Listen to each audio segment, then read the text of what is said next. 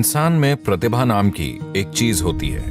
यहाँ ऐसी क्षमता है जो प्रकृति के लाखों वर्षों का काम सुबह से दोपहर तक कर सकती है। अगर जरूरी कोशिश की जाए तो आप जागरूकता से ऐसा कर सकते हैं। अगर जरूरी स्थिति बनाई जाए तो उस व्यक्ति का सफल होना तय है।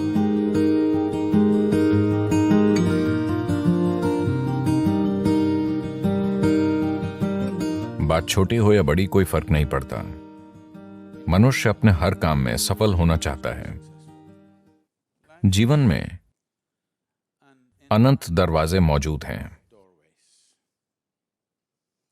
आप बहुत मेहनती हैं तो आप कुछ दरवाजे खोलेंगे। आप बुद्धिमान हैं तो कई दरवाजे खोलेंगे। पर अगर आप वाकई जीवंत हैं तो दरवाजे खुद खुलेंगे। सफल होना लोगों के लिए इतना जटिल हो जाता है कि वो सफलता क्यों चाहते हैं ये आम तौर पर वो बिल्कुल भूल जाते हैं और वो सफलता के सिद्धांत बुनना शुरू कर देते हैं। हर तरह के सिद्धांत, जैसे सफलता क्या होती है। क्या मैं चुटकुला सुना सकता हूं? आप बहुत गंभीर दिख रहे हैं।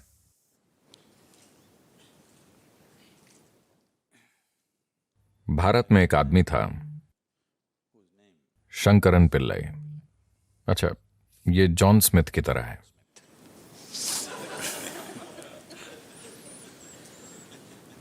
उनका बेटा अमेरिका आया। जाहिर है एक भारतीय युवक, यानी वो एक सॉफ्टवेयर इंजीनियर था। वो टेक्सास गया और वहां काम करने लगा। फिर उसे एक अमेरिकी महिला से प्यार हो गया।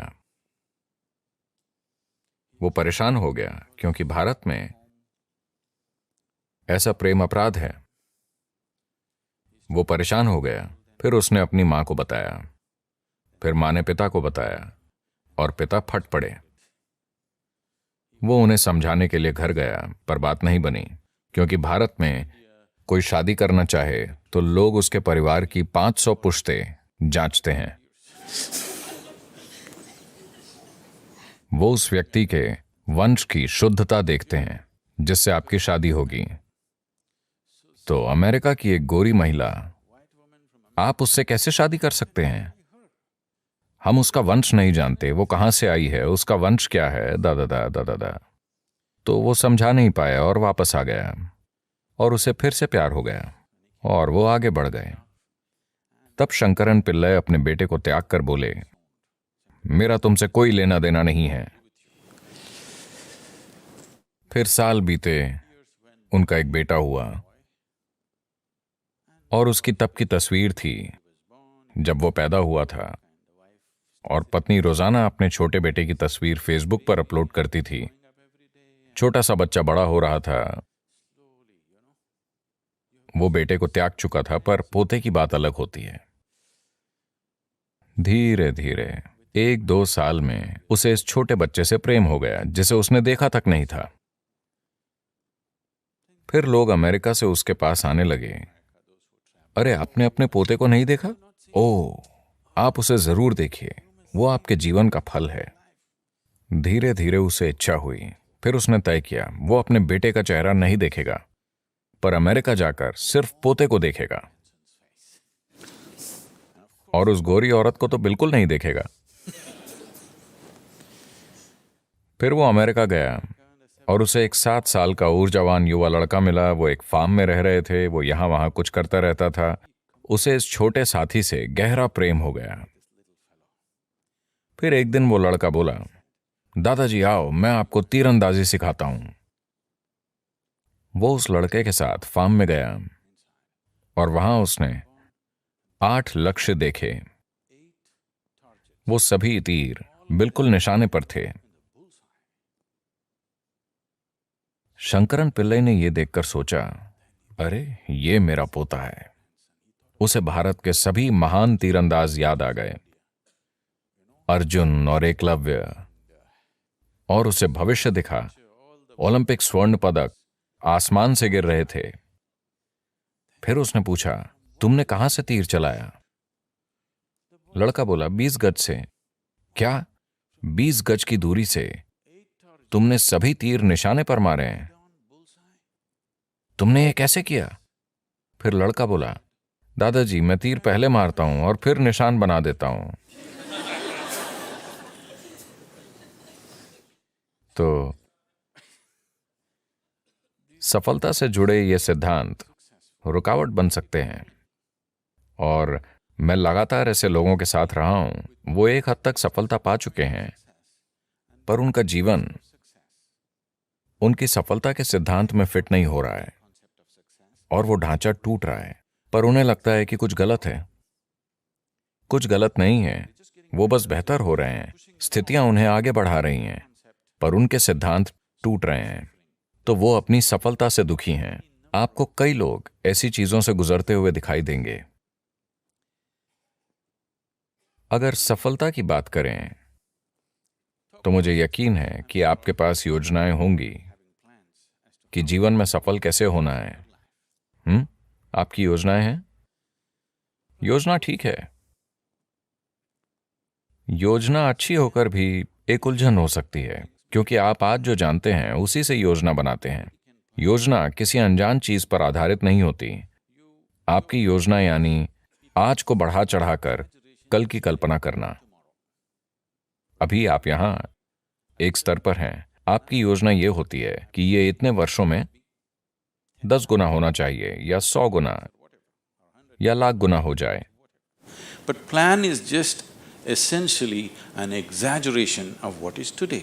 पर योजना यानी आज की स्थिति को बढ़ा चढ़ाकर की गई कल्पना। शायद इसके पीछे कोई तर्क हो, शायद आप उससे जुड़ी चीजें समझते हों, पर मूल रूप से आप आज की ही बढ़ा चढ़ाकर कल्पना करते हैं। यानी कई मायनों में वो सभी संभावनाएं खत्म हो जाती हैं जो अभी आपके अनुभव में नहीं हैं। आपने पेंसिल्वेनिया की बाढ़ के बारे में सुना? पेंसिल्वेनिया में बाढ़ आती है। आपको पता है, एक बार एक बड़ी बाढ़ आई और एक शहर में पानी इतना ऊपर उठा कि घर डूबने लगे। तो 2 छोटे लड़के अपने घर की छत पर चढ़कर बैठे थे। फिर उन्होंने अपने घर के सामने एक टोपी को ऊपर नीचे होते देखा। एक ने पूछा, वो टोपी ऊपर नीचे क्यों हो रही है? दूसरा बोला, चिंता मत करो, वो मेरे पिताजी हैं। कल उनका मेरी मां से झगड़ा हुआ था और उन्होंने प्रण लिया था, नरक या ऊंचा पानी, मैं लॉन जरूर काटूंगा।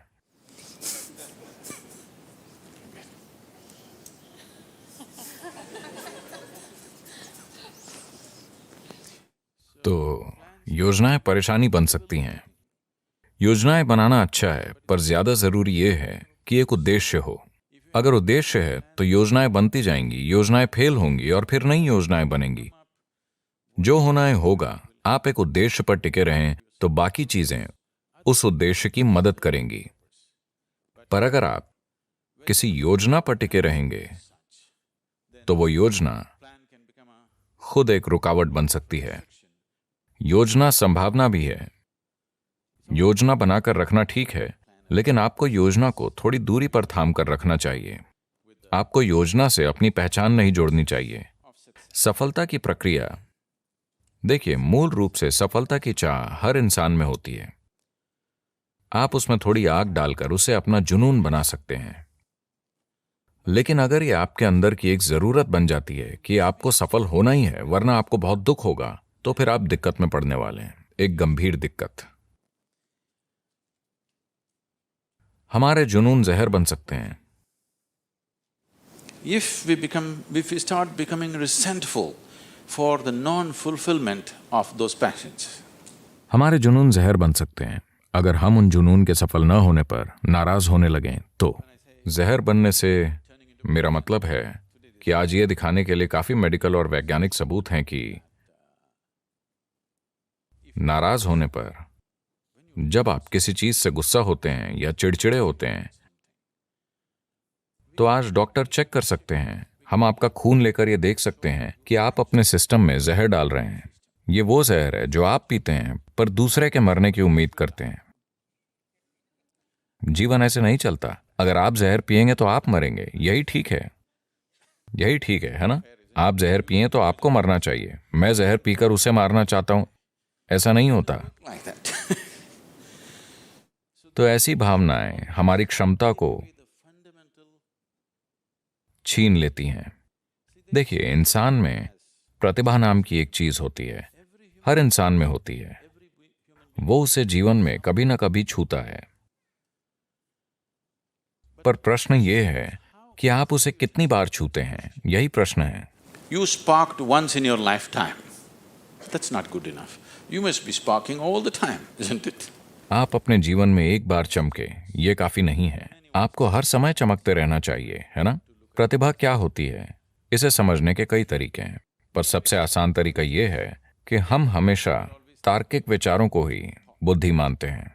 नहीं, तार्किक विचार शायद अगले 25 वर्षों में बेकार हो जाएगा, क्योंकि तब शायद आपका कंप्यूटर हर तरह के तार्किक विचार पैदा करने के काबिल हो जाएगा, आपसे कहीं बेहतर और कहीं ज्यादा तेज। तो प्रतिभा को छूना यानी अपने अंदर मौजूद बुद्धि का दूसरा आयाम छूना। आपने नाश्ते में क्या खाया? Chicken and salad. देखिए, उन्होंने मुर्गी खाई। दोपहर होते होते वो मुर्गी एक इंसान में बदल गई है।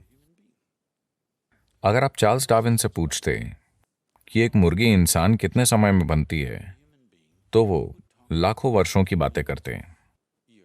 यहां ये दोपहर में ही मुर्गी को इंसान में बदल रहे हैं। So there is an intelligence here. There is a competence here. तो यहां एक बुद्धि और क्षमता है जो प्रकृति के लाखों वर्षों के काम को बस दोपहर में ही कर सकती है। बस ये है कि ये बुद्धि अचेतन स्थिति में है।